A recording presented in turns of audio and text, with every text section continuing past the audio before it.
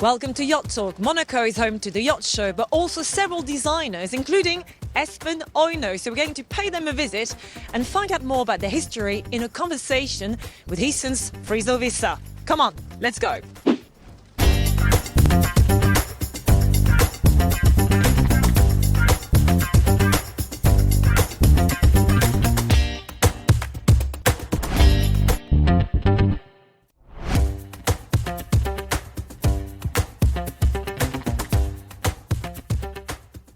Espen, thank you so much for having us in your office, which is right next door to the biggest event in yachting. It's not next door, it's in the middle of it. Absolutely. So tell us about the history of the studio. How did it all start?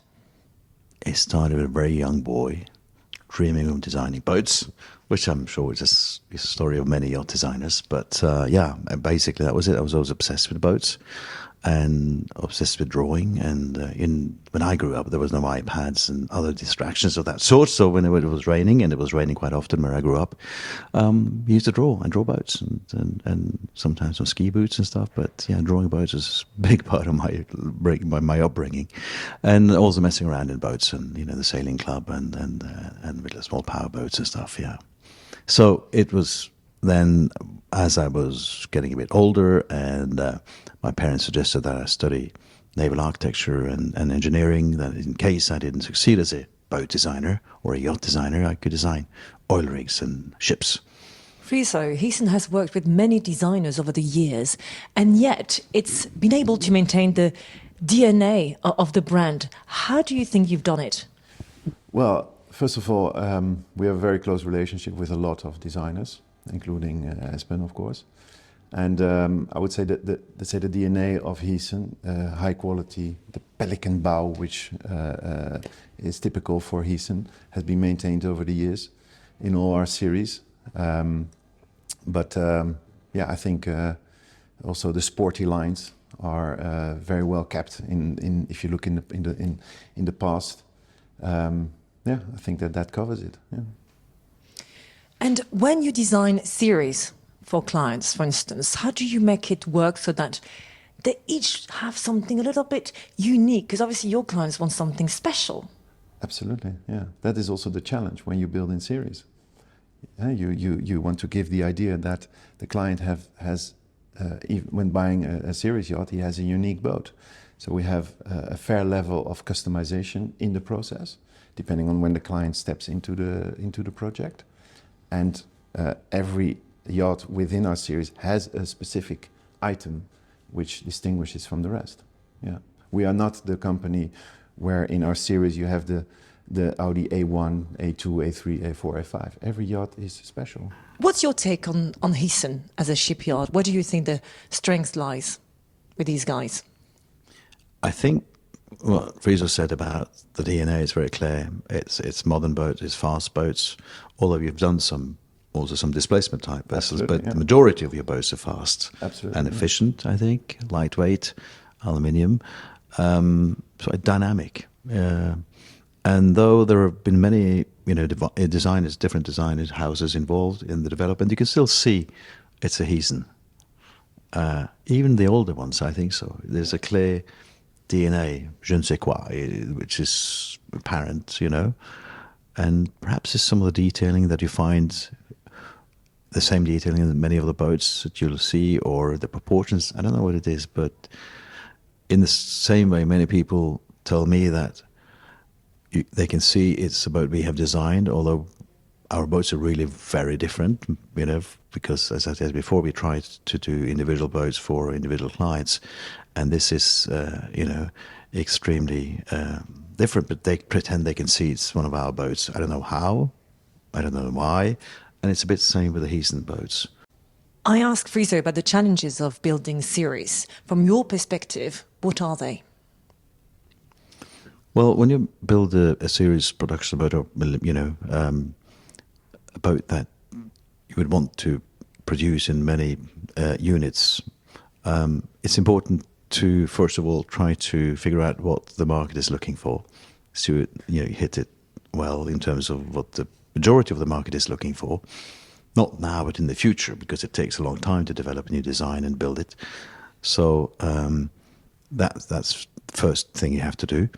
And then, because most clients, even though, building boats of this size, they would still like to think that is special. So you can do certain things to differentiate them a little bit from the others. It could be small geometric changes, it could be colors, it could be the use of materials, and so on and so on. Yeah.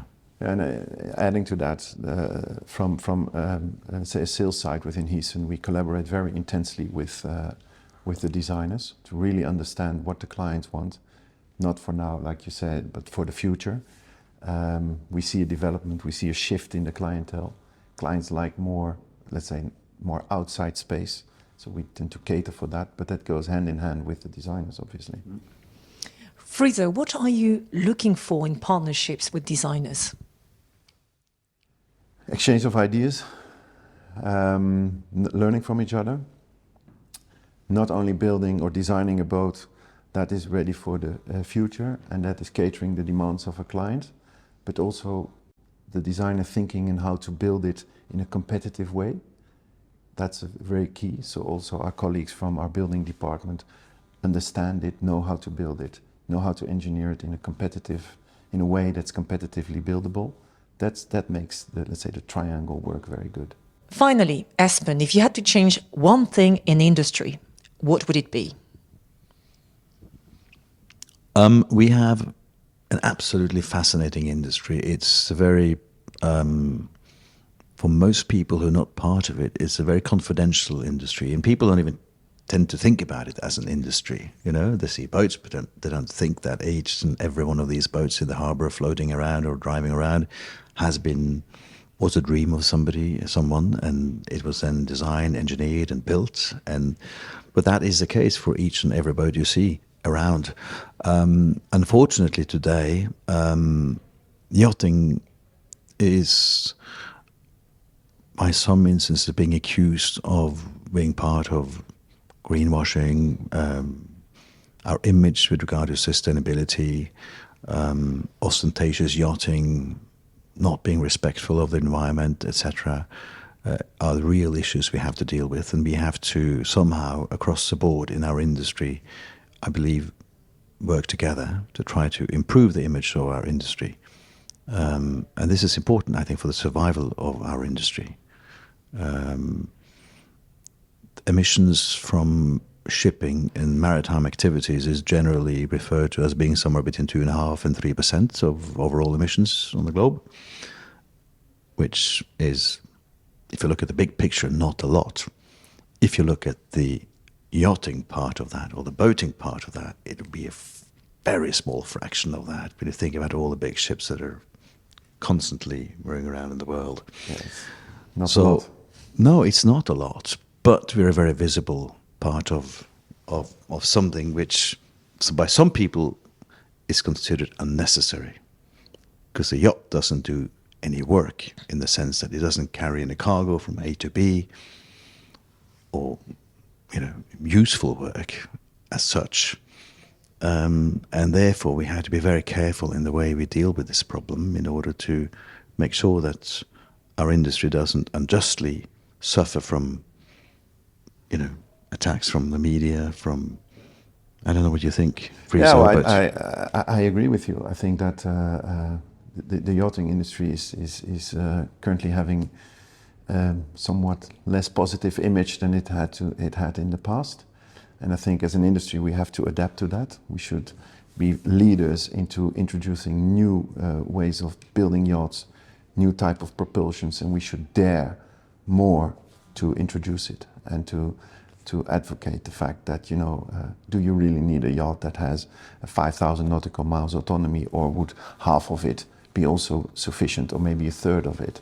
And what potential consequences could that have for the amount of installed power in an engine, or in a yacht? Could that be advantageous for the environment? Let's have that discussion.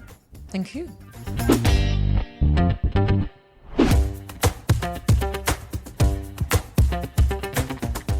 You may remember that previously on Yacht Talk we discussed submersibles with U-Boat Works. Well, they're here at the Monaco Yacht Show to present the Nemo 2, the perfect toy for the XV67, the concept co-developed by Heesen and Winch Design. Let's take a look. Roy, this is the Nemo 2. What's special about it? Well, Charlotte, let me tell you about it. It is a two-seater submarine that can go down to 100 meters. And as it's standing here, you can see it's only 2,500 kilos because it's standing on a trailer. So you don't need a super yacht anymore to own a submarine. And what's special about it is the fact that you are producing it as a series. Exactly. So we're not building to order anymore or building to spec. These are series produced. And we imagine having 1,000 of these submersibles in the water before 2030. And you are the only company in the world to do that. Exactly. So what feedback generally do you get from people who get to experience the Nemo 2? Well, you're going to be in it in a couple of minutes, so you can experience it for yourself. But obviously this is a very advanced piece of technology, but the experience itself, you have to experience it for yourself.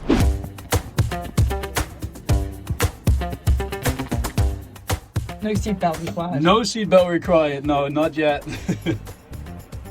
Alright. So right now we're using the Manta controller, which is a joystick based control. Let me just turn on the fans a little bit more. Which we can use to actually sail around. And this way we can control the sub. So as you can see, the nice thing about the Nemo is you can look above the water as well as down below, giving you this great view of the function of this of the dome. You can just see and feel the water just moving around you, and it's so intuitive of just driving it around. I must admit, I thought I'd feel a little bit anxious, but not at all. It felt very good. And that's because of the dome. It's so clear that it just completely drops away from you. You cannot see the dome. Well, it's a little bit dirty now, but what happens to me is if I want to point out a little fish, I just touch the dome accidentally because I cannot see it. So we have our own sub-center in Curacao, which we will train the pilots and test our boats. But actually, it's really easy to drive it. So what happens is if you're a licensed pilot, you just go down with a passenger and I just hand them the controls. Well, that was awesome. Thank you so much, Sam. Great piloting here, and what an experience. I thought I'd feel anxious, but not at all. Felt smooth and comforting almost. Thank you.